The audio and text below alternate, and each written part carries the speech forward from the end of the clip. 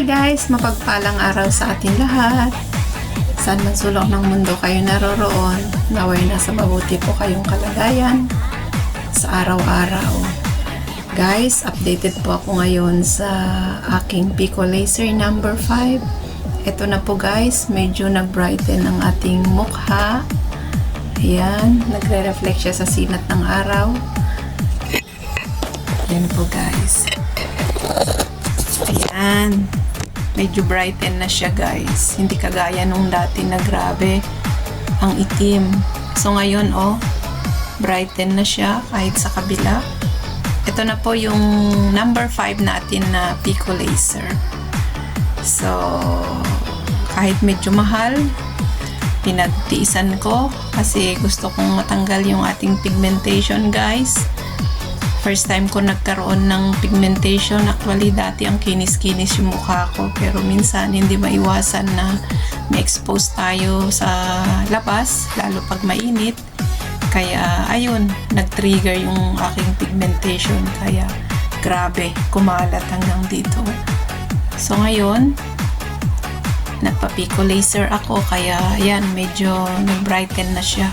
Kahit medyo mahal, pero kailangan natin. So, ito po yung update ng ating Pico Laser number 5. So, ayan po, maganda yung result niya. So, sabi ng doktor na kailangan kong i-continuous. So, another 5 session para maging 10 lahat. Para totaling matanggal na talaga yung pigmentation niya. Napakalalim po kasi guys yung aking pigmentation. Kaya, ayun, nung lagi akong nasa labas na hindi ako naglalagay ng sunscreen, naglalagay din naman ako ng cream lang, pero never akong naglagay ng sunscreen. Kaya ayun pala ang epekto niya.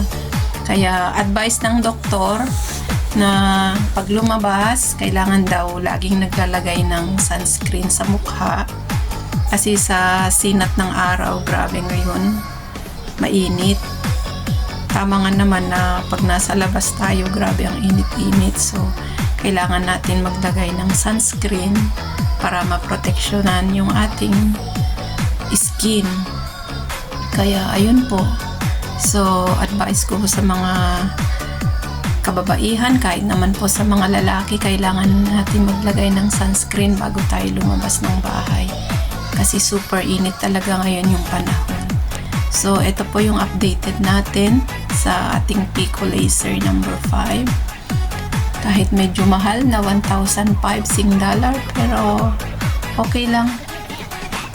Kasi grabe ang pangit pag ang mukha mo'y punong-puno ng pekas, ang pangit tignan.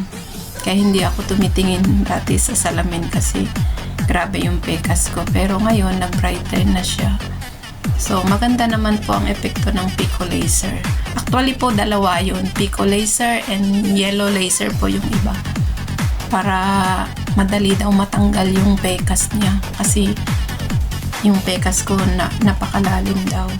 So, ngayon, sabi ng doktor na kailangan kong ingatan yung aking skin. So, ito na guys po ay yung result ng ating Pico Laser number 5. So, sa mga gustong magpa-Pico Laser dyan, yung may mga pekas-pekas, pwede ko kayong i-recommend sa Plaza Singapura, sa V at Aesthetic Clinic. Doon po ako nagpa-Pico Laser. Friendly po yung mga staff doon. So, thank you guys. Maraming salamat. Updated lang po ito. Thank you so much. At sa mga hindi pa nakapag-subscribe sa aking YouTube channel, please support Nancy Velasco Vlog. At maraming salamat. Ingat sa lahat. Take care and God bless.